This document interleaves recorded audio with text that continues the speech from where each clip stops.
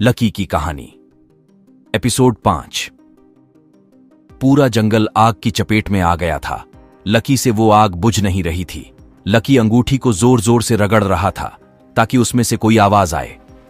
इतने में वहां एक चमत्कार सा हुआ। वो जंगल में लगी आग अपने आप शांत होने लगी और देखते ही देखते पूरी तरह से आग बुझ गई, लेकिन फिर भी जंगल का कुछ हिस्सा जल गया था।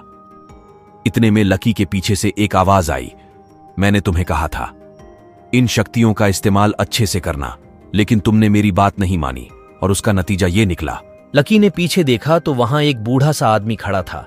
लकी देखते ही समझ गया कि वो गुरुदेव होंगे, जो उस अंगूठी के माध्यम से बात कर रहे थे।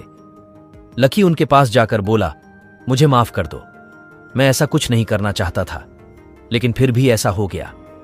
गुरुदेव ने कहा, बड़ी ताकत के साथ बड़ी जिम्मेदारी भी आती है, लेकिन तुम अभी उसके लिए छोटे हो और तुम्हें अभी इन शक्तियों की समझ नहीं है, इसलिए मैं ये शक्ति तुमसे वापस लेने आया हूं। इस बार तो मैं तुम्हारी मदद कर दी, लेकिन अगली बार ऐसा कुछ नहीं होगा। हमने सोचा है तुमसे तुम्हारी शक्ति ले लें। इतना बोलकर गुरुदेव ने अपना हाथ आगे किया और फिर लकी के अंदर से एक ऊर्जा अपनी तरफ खींच ली, जिसकी वजह से लकी के हाथ में एक जोरदार का दर्द हुआ और वो निशान जोर से चमकने लगा। देखते ही देखते उस निशान की सारी चमक गायब हो गई।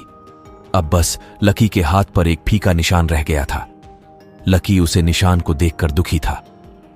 लकी ने ऐसा नहीं सोचा था कि जो शक्ति उसे आज मिली वो उससे आज छिन जाएगी। लकी ने गुरुदेव की तरफ घबराई सी नजरों से देखा और उनसे माफी मांगते हुए कहा, मेरी छोटी सी गलती की सजा इतने मत दो मुझे। मैंने ये जानबूझकर नहीं किया, ये बात आप भी जानते हैं कि वह शक्ति मुझे इस तरह मिला जो सही नहीं थी। इसके साथ मुझे पानी की शक्ति मिलती तो शायद ऐसा नहीं होता। गुरुदेव ने लकी पर चिल्लाते हुए कहा, तुम पागल हो गए हो क्या? मैंने तुमसे पहले ही कहा था कि यह शक्ति कैसे आती है। यह हमारे हाथ में नहीं है। तुम अभी शक्तियों के लायक नहीं हो, और अब जब तक तुम इन शक्तियों के लायक नहीं होते, तुम्हें जो ये अभी गोल्डन मौका मिला था वो तुमने गवा दिया। अब तुमको एक छोटी से छोटी जगह से शुरुआत करनी होगी। लकी पूछता है, इस बात का क्या मतलब? क्या करना होगा? मुझे थोड़ा अच्छे से समझाइए। फिर गुरुदेव उसको थोड़ी और जानकारी देते हैं। गुरुदेव कहते हैं, देवगृह एक ऐसी जगह है जहां पर हम सभी को शिक्षा देते हैं और वहां पर उनको ऐसे काम करने होते हैं जो उनको मजबूत होने में मदद करते हैं। हर काम के बदले उनकी शक्ति बढ़ती जाती है। हम कुछ टाइम के बाद तुम्हें वहां भेजने वाले थे, लेकिन उससे पहले ही तुमने ये काम कर दिया और अब तुम्हारे पास कोई शक्ति नहीं है। वहां अब तुम्हें बिना शक्ति के ही शुरुआत करनी होगी। लकी कहता है, मैं तैयार हूं, कब चलना है? आप बस इतना बताइए, मैं किसी भी चुनौती के लिए तैयार हूं। मुझे शक्तियां वापस चाहिए। गुरुदेव कहते हैं, बहुत जल्द मैं तुमको वहां बुला लूंगा, लेकिन जाने से पहले मेरी इतनी बात सुन लो। ये काम करके तुम खुद पीछे हुए हो। आज के दिन 2 लोगों को शक्ति मिली थी, दूसरे वाले ने इन शक्तियों को अच्छे से अपनाना शुरू कर दिया है।